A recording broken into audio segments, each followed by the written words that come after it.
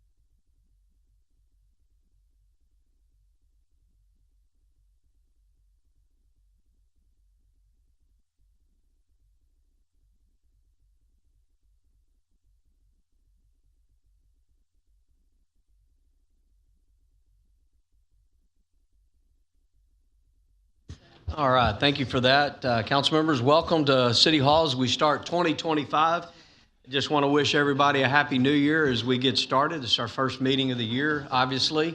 And so with it comes the anticipation of the rest of our year.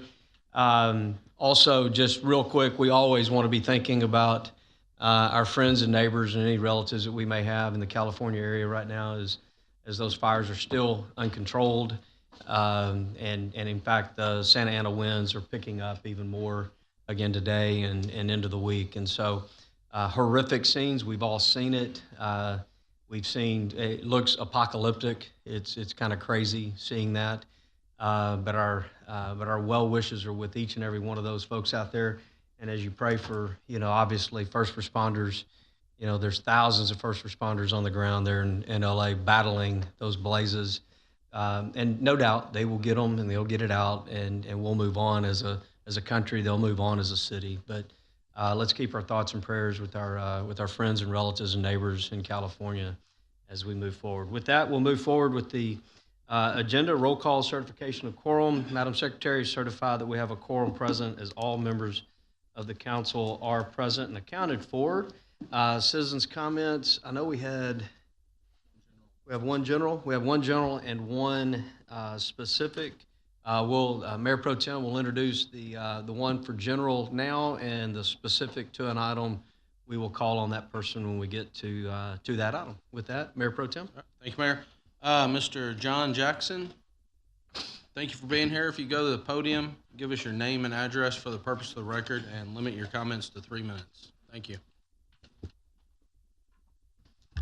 Good evening, Mayor and Council. My name is John Jackson, 5113 Big Spring, Pearland 77584. First of all, me showing up tonight is to address some concerns I have as far as life safety goes in buildings, not only just the city buildings, but in buildings in general. Okay, I'm going to talk about one specific one, and to be fair, I got a little bit of an update from the fire chief tonight and the director of Parks and Rec as I walked in. So, the issue that I had intended to talk about has to do with some sets of doors that had locking arrangements with exit signs, very similar to what you have right there behind you guys. Okay, I brought this up during the pool renovation because they originally closed the doors, secured the doors, but left the exit signs to go through. Obviously, you can't go through something that's locked, right? Started going through a little bit more, discovered these mag locks on the doors that didn't meet building code or the International Fire Code building code or life safety code for that matter. Going through some discussions, I guess I got an update in December that they wanted to do some reverse engineering, i.e. change the swing of the doors, remove some exit signs. So I responded to that email to say, hey, you got two problems you're creating. You're creating a dead-end corridor, which is greater than 20 feet for an assembly occupancy, which is the rec center. Also, you have a common path of travel violation, meaning that I can't go more than 75 feet before I have to give you 2 directions, particularly with an occupant load such as that. So I'm trying to say that you guys need to try to weigh in some of these code issues. My intent is to be able to try to put something together, a little bit more of a package to show you more of what's out there going on. There's some other issues. One, I think the mayor, I would definitely like to have a sidebar discussion sometime with you because I think you were on council when that building was designed. And there's an issue with a voice evac system that's not there. And so that's a pretty serious issue. See anything else I want to cover? That's kind of pretty much it. Hopefully you guys will weigh into this. Life safety is very critical. Obviously, as council members, city employees, you can be held accountable if something goes wrong. Obviously, we don't want something to go wrong. Right. So that's why I'm bringing this forward to you guys. Thank you. Thank you, John. Thank you for bringing that to our attention. And obviously, codes change every couple of years as well. So we have to keep those in mind. Life safety, we can always bring our buildings up to life safety. So it's something very important. Trent, I'm sure we can get an update to council on Mr. Jackson's comments, anything that we have moving forward. So we've been working on some of these items and discussing them internally with our marshal's office. So we'll get some information out to council. Excellent. With that, we'll move to consent agenda. Are there any items to be removed? Don't see any. So with that, Mr. Koza, if you would present the consent agenda, items A through I. Certainly, Mayor. Consideration and possible action, consent agenda items A through I. So moved. Second. We have a motion and a second. Madam Secretary will call for the vote. Member Kosa? Aye. Member Chavarria? Aye. Member Byram? Aye. Member Cade? Aye. Member Tuman? Aye. Member Patel? Aye. Mayor Pro Tem Carbone? Aye. The motion passes 7-0. All right. With that, thank you all. We'll move to new business continued. Item number 1, Ms. Chavarria, if you would present that item number 1, please. Thank you, Mayor. Consideration of possible action, second and final reading of ordinance number 2000M-265. So moved. Second. We have a motion and a second. Staff report. Martin's going to. 1 second, if we would. Mr.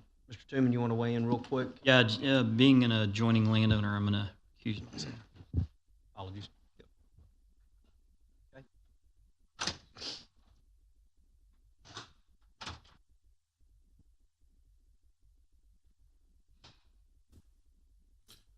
Thank you, Mayor.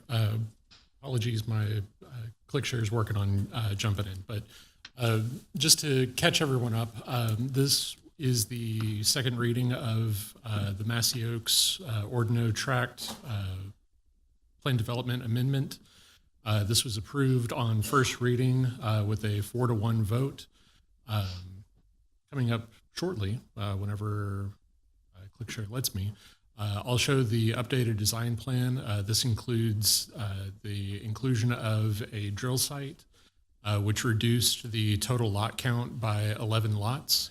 That brought the new overall lot count to 628. We will be moving forward with a future land use plan and thoroughfare plan update. Those will follow after this reading. And then I would love to be able to share the design plan with you, but it was included in the packet. For some reason, it's just... We want to try another ClickShare, POC.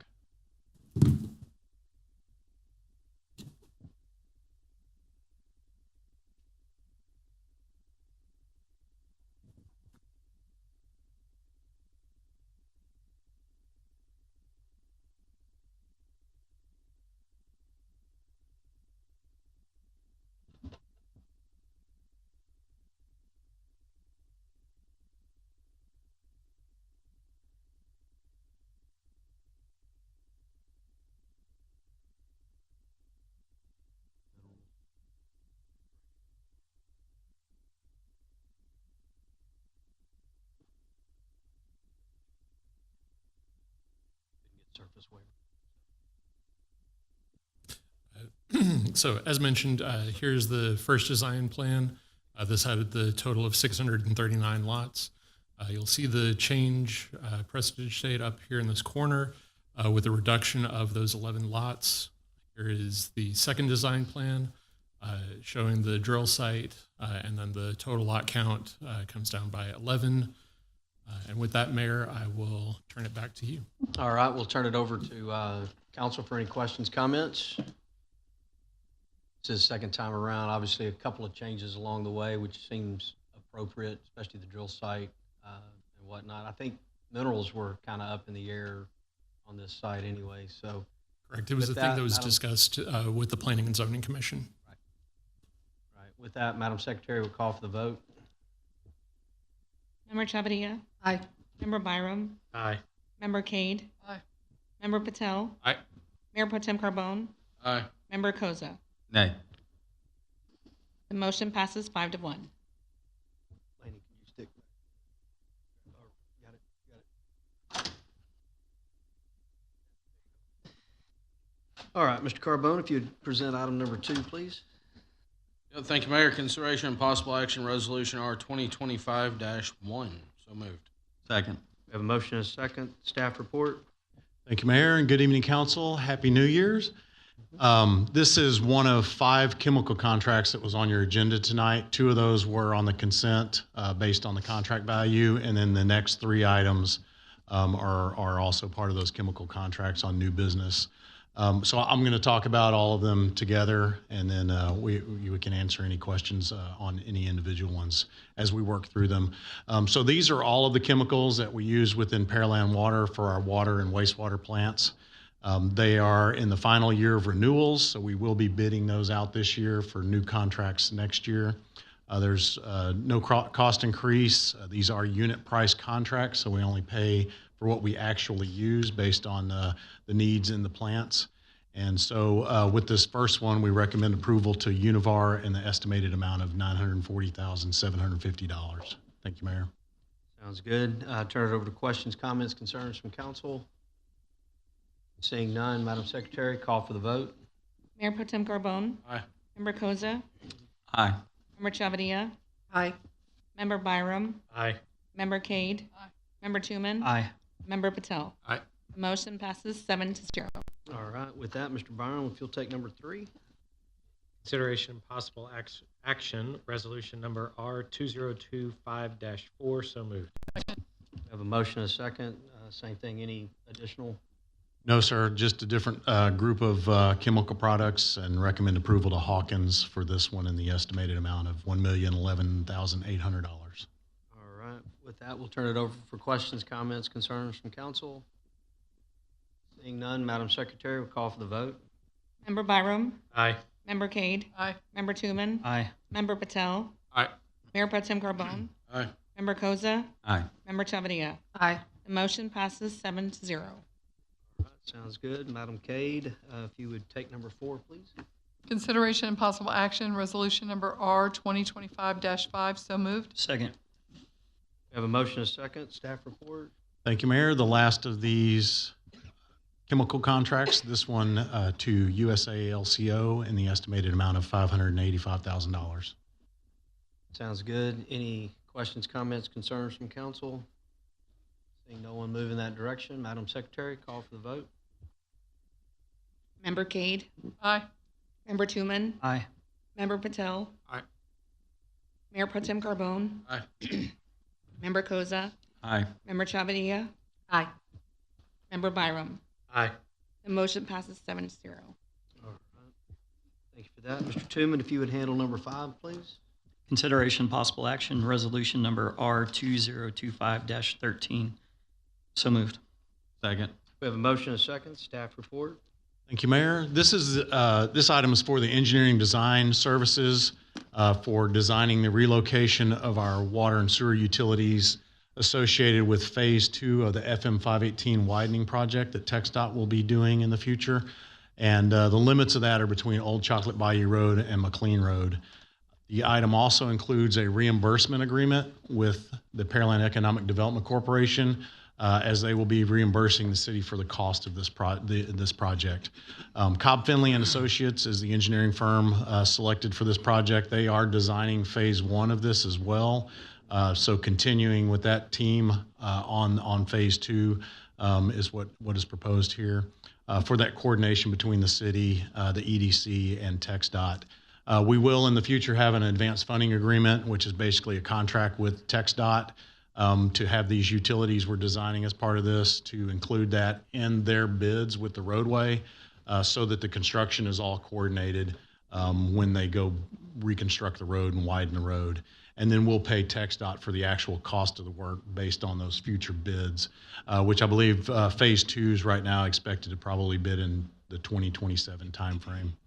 And so with that, we do recommend award of this design contract to Cobb Finley in the amount of a little over $1.6 million. All right. With that, we'll turn it over to council for questions, comments. Over to Tooman. So Trent, this will be part of the 80-20, where TxDOT's covering 80 and we're covering 20. So no, so TxDOT's covering 100% of the road construction. And then we're responsible for the utility relocations where we have utilities within their existing right-of-way. And then if there's utilities outside of their right-of-way in water and sewer easements, then TxDOT will pick up the cost of those. So the advanced funding agreement will spell out those specifics when we get there. So that's why PEDC is actually funding this project. And so it's a little bit to be determined exactly how much of it we're responsible for, but the bulk of it we're going to be responsible for, and EDC is going to put the bill on those costs. Okay, it says we received 2 bids. I didn't see the dollar amount on the other bid. No, I believe we did. This is professional services, so we actually go through a qualification-based selection process for engineering services, and so we selected Cobb Finley as the most qualified in this instance based on their historical work on this corridor and this project in phase 1 of this project. So they're the only ones that you looked at? So, because I thought I read there were 2. No, I don't believe so. Because I mean, from engineering services, we have to go through a qualification-based selection process, which you select them based on their qualifications, and then you negotiate the engineering contract with them. You can't take bids from engineering firms. So does this dollar amount fall in line with what they've done in the past? I mean, yes. Did we negotiate this, or did they? We negotiated this. We review these when they propose to us. We review them based on, the hours versus the scope of the work, and the number of sheets and all, and as it relates to the expected construction cost to make sure it's in line with design work we've done in the past. Any other questions, comments? Seeing none, Madam Secretary, call for the vote. Member Tooman? No. Member Patel? Aye. Mayor Pro Tem Carbone? Aye. Member Koza? Aye. Member Chavia? Aye. Member Byram? Aye. Member Cade? No. The motion passes 5-2.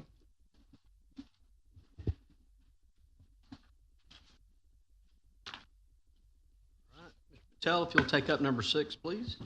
Yes, Mayor. Considering possible action, resolution number R2025-11. So moved. We have a motion and a second. Staff report.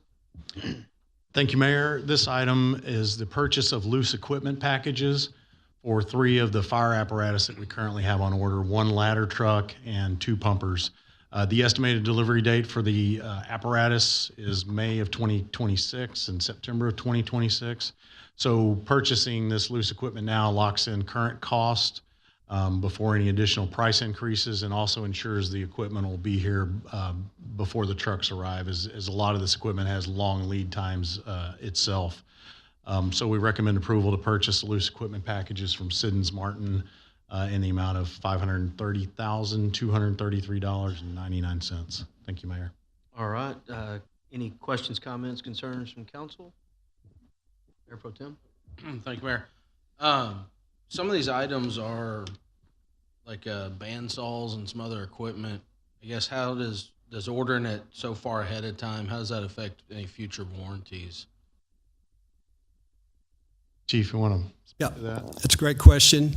The reason why we order these early, there are lead times on these. Once we have those in place, the warranty goes into effect and we have those on the truck. So we have this order in place, and Siddons Martin, as this equipment comes in, they'll order them as close to the production date as we can get them.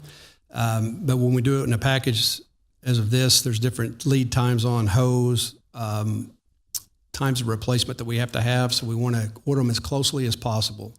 So there's a time away from delivery of those vehicles when there's a delta on when we can order those and we can't get them. And so we'll order them as close as we can, but we're purchasing under today's prices. We know that the price is going to increase, especially this August as we turn into next year. And so we'll have those under this price. So we're not going to pull the trigger on ordering them today, but as we get as close as we can, but not go over the point where we miss getting them before that apparatus is delivered and be able to fully equip them. That's the challenge with it, but we'll have them a few months ahead of time. Yes, there will be a few months there, but it won't be a year or 2 years or anything to that nature. But some of these pieces of equipment, such as our pneumatic airbags we use for rescue, our fire hose, things of that nature that have 36, 38 month, some of those, they have a long lead time on ordering them. So some of them are shorter. So we'll balance all that so that we get the packages in roughly at the same juncture so that we have them ready to go when we get the apparatus, if that helps. Makes sense. Thank you. Yes, sir. Good deal. These are on vehicles and apparatus that we've already ordered, correct? Yes, sir. It's on all of our equipment. And so when the equipment that we have, take for instance, engine 2 we're currently about to get, it'll replace current engine 2. Engine 2 will go to reserve status. So it takes all that equipment with us to that reserve status. And so we need to have that new equipment for the new piece of apparatus so that we can move that along. And at the same time, as we have a 10-year time frame on a piece of equipment front line, you also have pieces of that equipment at different time frames that are going to go out of date and replace. So we all get it at the same time, but then after that point, the dates change on how we replace those. And that's all part of our equipment replacement programs that we have in place across the board for all those type of pieces of equipment. Good deal. Any other questions, comments?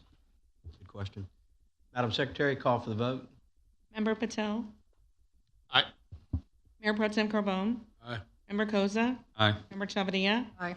Member Byram? Aye. Member Cade? Aye. Member Tuman? Aye. The motion passes 7-0. All right, back to you, Mr. Koza. Item number 7, please. Consideration and possible action, resolution number R 2025-18, so moved. We have a motion and a second. I believe we have a person signed up to speak. Mayor Pro Tem, if you would introduce them. Thank you, Mayor. Cameron Cole, thank you for being here. Make your way to the podium, give us your name and address for the purpose of the record, and limit your comments to 3 minutes.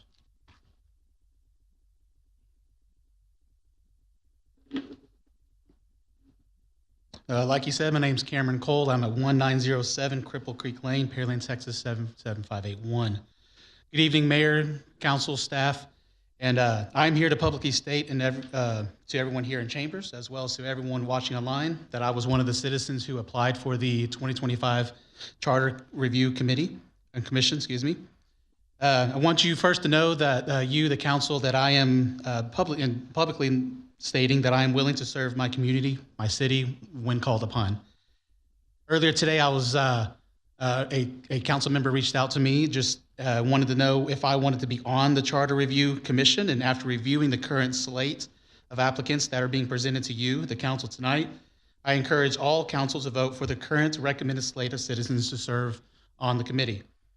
The current slate of citizens is a great representation of all of Pearland, and I applaud the efforts of the board and commission committee to seek to do what is right by putting these members of our community on the Charter Review Commission. Thank you. All right, thank you for those comments, and thank you for being here. Good example. He was done in minute 5. So with that, council, just by way of setting this up a little bit, Mayor Pro Tem and past Mayor Pro Tem and myself make up this advisory committee internally to review and then bring forth the slate. And that is what this is. This is the three of us coming together and putting a slate in front of you to consider as the Charter Review Commission that the charter states we have to seat at a minimum every 6 years at the first meeting in January of the year that we have to do that, and that happens to be tonight. When we met back in November, November the 11th specifically, we laid this process out, how we would go about doing it. We would solicit people from the community. Some people we solicited, some people we didn't. They found the opportunity to come and serve on their own.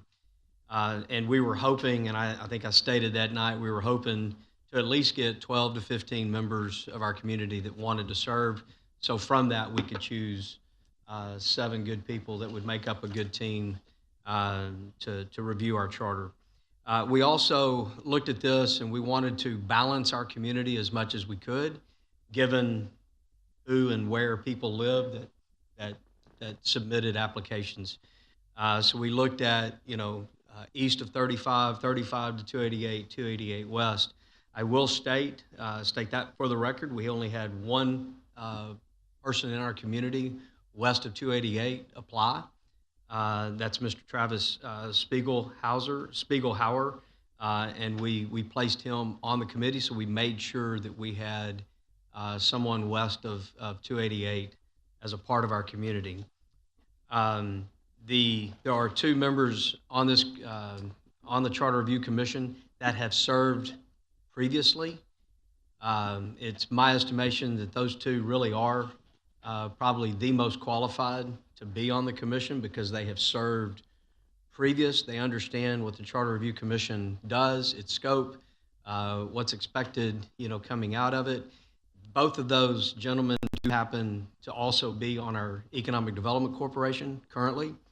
All other members, so those 2 currently serve in a capacity within our city boards and commissions. All others do not. And to my knowledge, none of them have served on our boards and commissions throughout the city.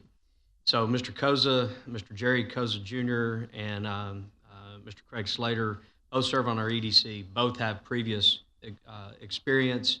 That experience will be invaluable to this group moving forward, as there are certain issues that come up each and every Charter Review Commission. Lawrence is here tonight. Lawrence has served as kind of the lead in the legal department on this Charter Review Commission several times, and he can tell you that there are several issues that come up each and every time, and so historical understanding of these issues are important as they discuss.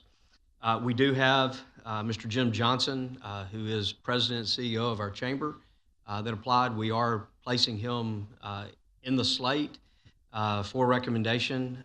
Jim has done great work at the chamber, brings a great experience of governance, and this document is the governing document for our city.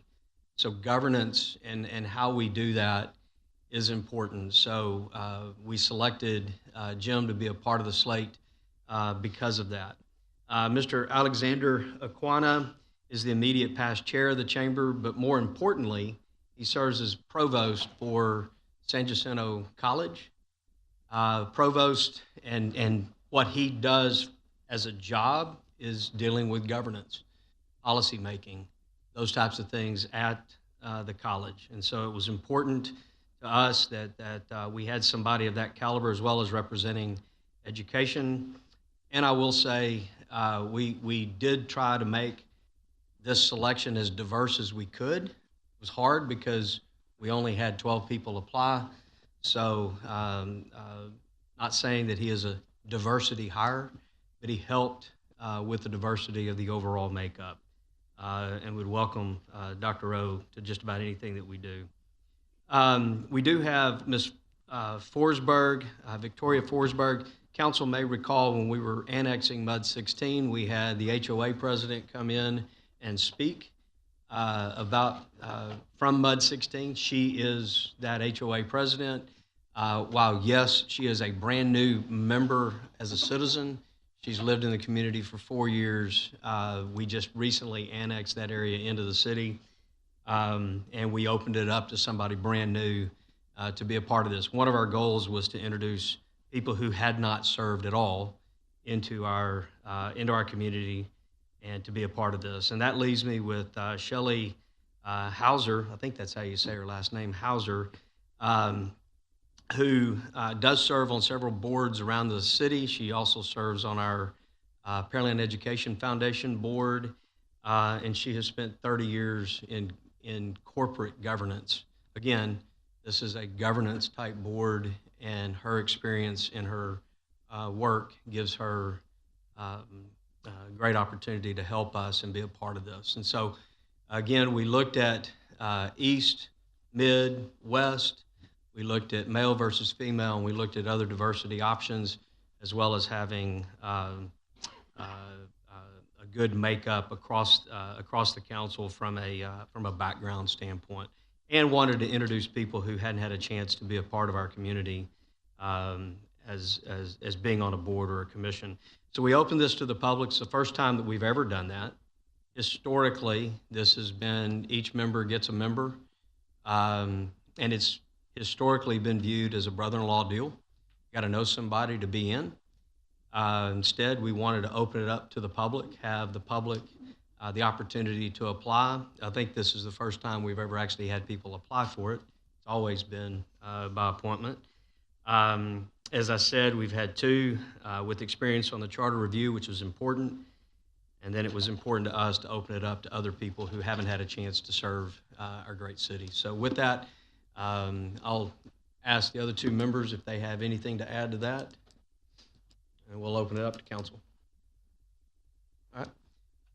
No, you did good, Mayor. You took Cameron's extra I time. know, I took his extra moments. Well, we're running really well, so thought we would do that. With that, we'll open it up to council for any comments or questions. Mr. Patel? Mayor, thank you for that in-depth regarding each of the council members or each of the selections. I am having a hard time to accept all of these candidates that the committee has put together for several reasons, because there are 5 people that were left out, and one of them I feel like is overqualified. And,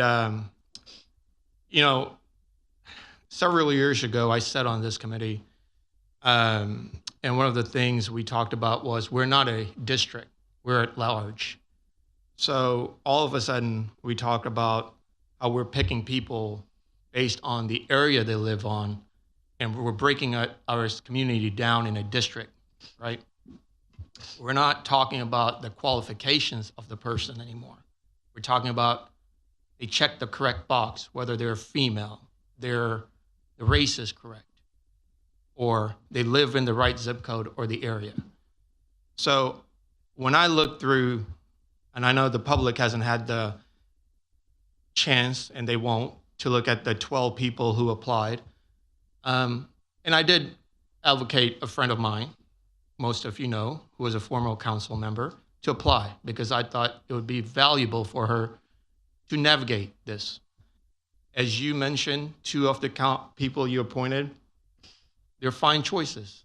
And yes, they have served on charter review before. However, serving on a charter review and actually being able to use it as the bylaw to run this council is a different thing. So in my opinion, it would be invaluable for us to overlook this, right? And say, well, we have 7 people, we went and picked them. Dr. O, I understand what you're saying about Dr. O. He's a very fine man. And the only 3 people I don't know on here is Victoria, Shelley, and Travis. But when I compared those resumes of the 7, I don't think you guys did the justice of picking the top 7 people. And I don't think you're doing the justice to the charter review, nor the citizens of this community. I think it would be valuable to have a former council member to sit on this charter review to explain the rules of engagement, to help give a different perspective. The one person I would ask this council to consider is to remove Jim Johnson. and replace Jim Johnson. Jim Johnson is a chamber president. We have two people, as you mentioned, representing the EDC, small businesses.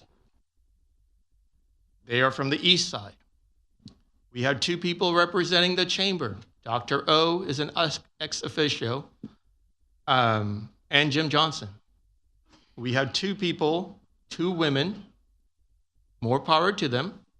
One's retired, great credentials. The other one, yes, she wants to get involved. Fine.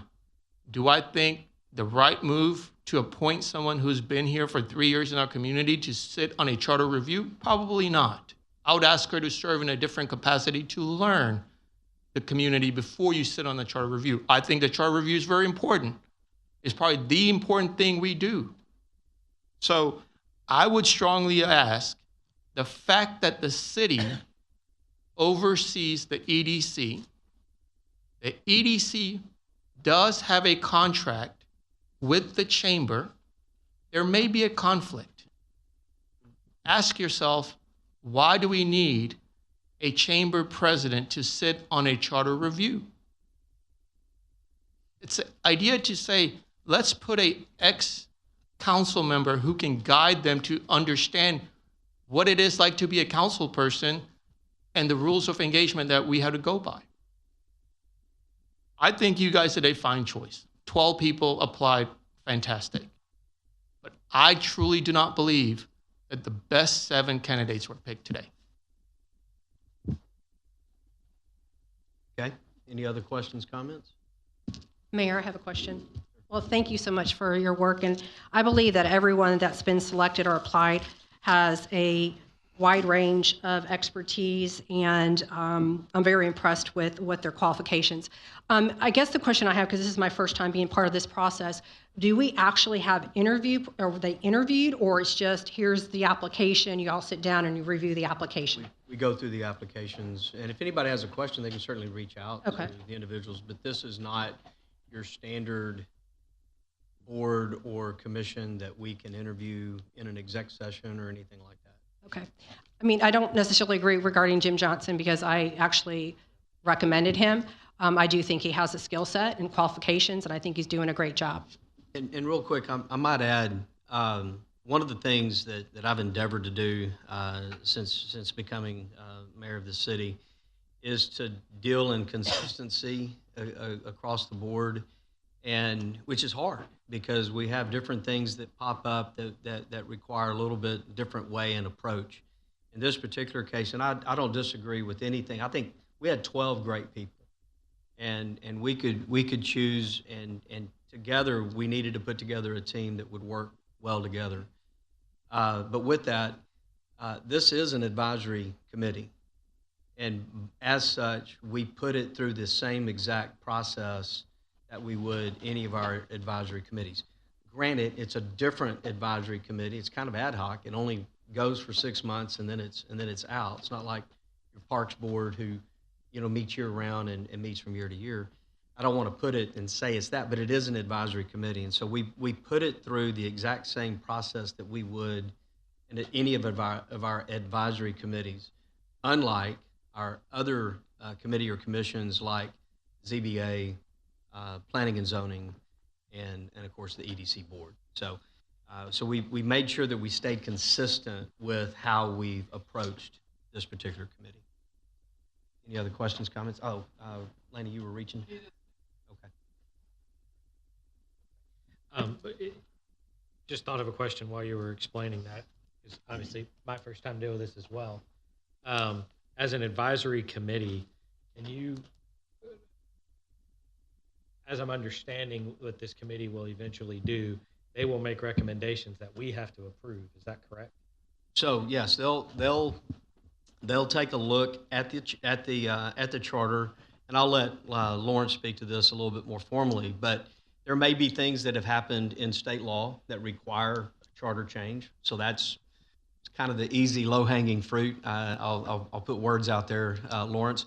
Maybe a little bit easier to handle those because state law has said you got to change your charter by the way you're doing something. Okay. Number two, there may be things like single-member districts. There may be things like term limits. There may be things on changing and how we do business. And they're going to take a look at that and make recommendations. It's up to council then whether or not we want to move those recommendations to the voters. Anything that comes out does not take just a vote of the council to change the charter. It will actually take a vote of the people, okay? So if they come up with, one change or 10 changes, it's up to the council then to review those changes, okay? And the council can choose to send one, all, or none to the voters, right? So did I misspeak that, Lawrence? No, sir. I think you hit the nail on the head on that. I would only add that in addition to anything that the Charter Review Commission provides to City Council can on its own add additional things. Right. This would be a great year that I think the example provides itself for that, and it is that low-hanging fruit that you described. The Charter Review Commission will finish its job May or June. About the time The legislature may make changes that might require additional changes after their service is required, and you may want to add something, right. Or you may want to remove something that they provided that state law has settled for us. Right. If that's a nice way to describe that. Well, and I believe Charter Review Commission that met in 2019, there were one or two items that they recommended that the council did not move to the voters, as an example. So ultimately, what goes to the voters will be up to the council to decide if it goes to the voters, or like Lawrence said, if there's something that the council would like to see that they didn't address, we have the ability to send that to the voters. And in fact, aren't we able to send things to the voters off the 6 years? We're mandatory to do the 6. Yes, sir. The Charter Review Commission has to meet every 6 year pursuant to the city's charter. Right.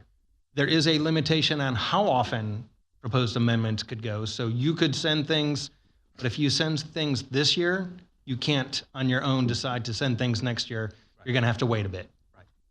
So we do have the authority, if we wanted to change something in the charter, to send that and not wait for a Charter Review Commission. Most of the time we wait for the commission, but we have the ability to do that. Hopefully that clarifies the question. It does. Thank you, Mr. Mayor. And with that understanding of the overall process, I would say I like this list because we have, in my opinion, a bit of a diversity of experience. So we have some residents that haven't been mixed up in community politics or mixed up in boards that would be somewhat of a more common resident, so to speak, reading the charter from the perspective of somebody that doesn't know all the inner workings. Right.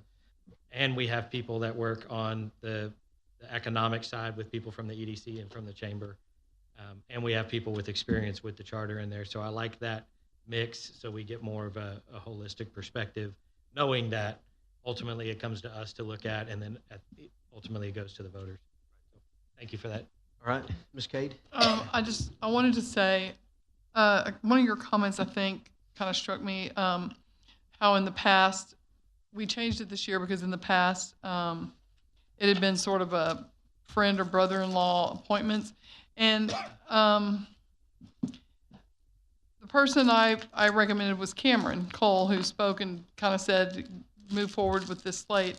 And the reason I want to say that is because he's not my brother-in-law. He's not a member of my family. I mean, I know him. He's my neighbor. But I recommended him because he is at all of our council meetings. I think he would ultimately be a fantastic member of the commission. And he's very reliable. He's knowledgeable. And I thought he would be a really great appointment. And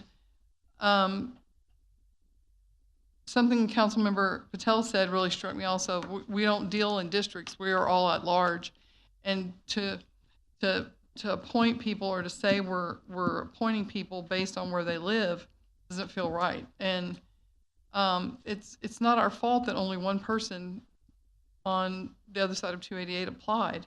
If more qualified and experienced people applied that don't live on that side of 288, they should get it, not someone else just because based on where they live. And I don't necessarily disagree with that comment, okay? At the same time, we wanted to make sure that the whole community had an opportunity here and was represented. If I would tell you, my phone will ring off the wall if we didn't have somebody west of 288 represented on here. And I'm not suggesting that you're suggesting or anybody's suggesting we remove him. I'm just saying we looked at that, and in fact, when I just truth be known, when I was looking through the applications and I was looking at the addresses, I saw Travis's address, and I immediately thought he lived in Sunrise Lakes, which was on this side of 288. And then when I looked at it closer and I actually plugged it in and looked, I said, no, he's on the west side of 288. I initially thought we didn't have anybody from west of 288 apply, and it was like, how do we rectify that, or do we? But when I saw that, I said, okay, so we have somebody that's applied that, from that area of town. So we thought it was important. I would hope it's important that we do have people across our community represented. When it comes to single-member districts, that is something that the Charter Review Commission will grapple with. It's something they've grappled with every single one that I've been, quote, associated with as a member of council for years. And it's up for that group to decide, is that what we want as a community and where we wanted to move as a community, and give that direct representation, whether it's everybody lives in a district, or, we have 7 districts, or do we have, 4 or 5 districts and other at large? I mean, it'd be up for them to grapple with that. But we as a council, and we as a subgroup of the council, thought it was important that we at least had someone west of 288 at the table to be a voice for that part of our community in this process. And so the charter says 7 people. It doesn't say 12. It doesn't say 15. It doesn't say whatever. It says 7. So we had to take the 12 and pare it down. So, but all good comments that people have. I hope people get the sense this is not something we rushed into. It's not something that we took lightly. We took a heart to every single application that was here to put together a mix of people that would work well together. Yes, we want good rapport and good working relationship together. Also want to make sure that when we come out of this, whatever comes out of it, it's recommended that we move forward, that we have 7 people that will stand up and tell the public, go vote for this, and work together to make those changes. So it's important to me that we see that.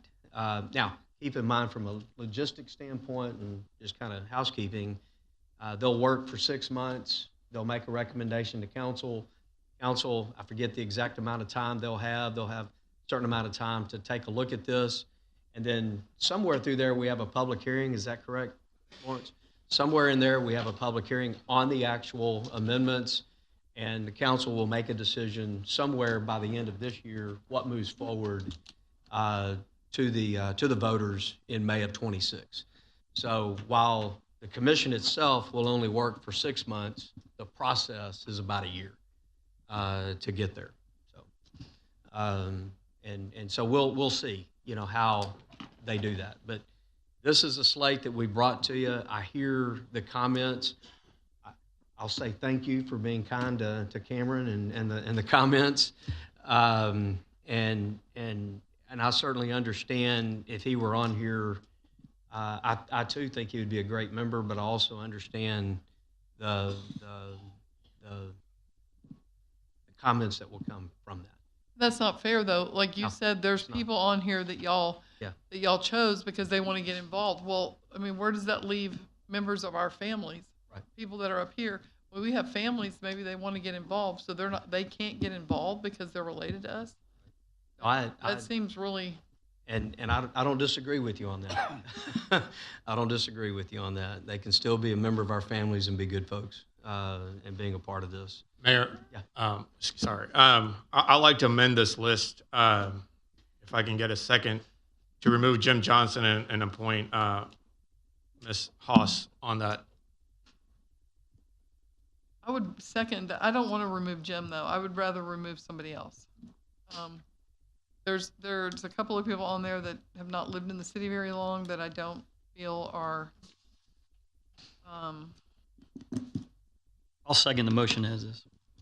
We have a motion. We have a motion to amend to add Ms. Haas and to remove Mr. Johnson. Want to make sure I've got that correct. That's the motion and the second. Any questions, comments to that? All right, Madam Secretary, we're going to vote on the motion to amend. Member Patel, Aye. Mayor Pro Tem Carbone, No. Member Koza, Nay. Member Chavarria, No. Member Byram, No. Member Cade, Yes. Member Tuman. No. The motion fails 5-2. All right. All right, so we're back to the regular motion that was on the table, which is the slate as presented. So any other questions, comments? Seeing none, Madam Secretary, call for the vote. Member Koza, Aye. Member Chavarria, No. Member Byram, Aye. Member Cade, No. Member Tuman, Aye. Member Patel, No. Mayor Pro Tem Carbone. Aye. The motion passes 4-3. All right, thank you for that. With that, we will move forward in the agenda. Other business, there was none. Mayor, council issues for council discussion, there was none. With that, we will move to adjournment at 7:22.